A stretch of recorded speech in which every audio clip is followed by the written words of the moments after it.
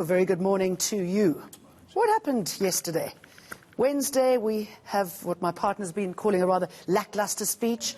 And then yesterday, he comes out a lot more firmly when it comes to level 3. Was he pushed? Well, I mean, look, there's been a great deal of lobbying going on behind the scenes, and that has been happening since day one, really. But I think increasingly, the more sort of powerful forces in society, namely business, has been a lot more aggressive in the recent past to say, look, remember what the point of the lockdown was. It was to get our health system ready, not necessarily to deal with the virus itself. So it would help us to know how far you've gone in ensuring that our health system is ready for whatever eventuality, given the rise in infections that we're seeing throughout the country, especially, of course, and we're told it is ready, Western Cape. So yesterday he was able to say, which he didn't quite say, well, not as forcefully the day before, that our system is indeed getting ready, which then makes a case for that opening of the economy. Of course, everyone agreeing that it has to happen gradually. We can't be reckless about it, because if you do that, then you will undo everything we've put into it up until now. So what then NEDLEC has to look into when they meet around noon today is to look at the level of readiness, to be able to move to level 3, and of course the implications that will have on each and every partner. Remember, NEDLEC is business, government, civil society, and labor. Enforcement, certainly from a labor point of view, is a big part of the conversation, because they want to know that, because normally people, profit drives everything. So what will the need to drive, profits do to the safety of the workers? Because it's not like workers don't want to go back to work, because they want to earn a living so that they can support their families and take care of themselves.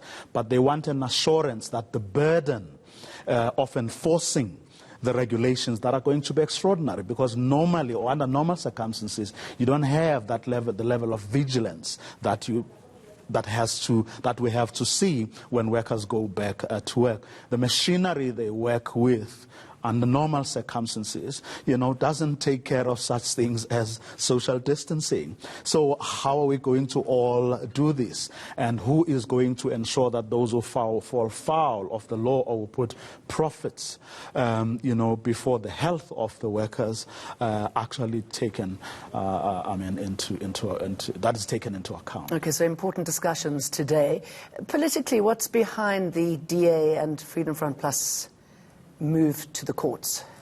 Truth be told, the two political parties have been consistent. From day one, you could tell that their support was conditional on their worldview actually, being put, up there, up front.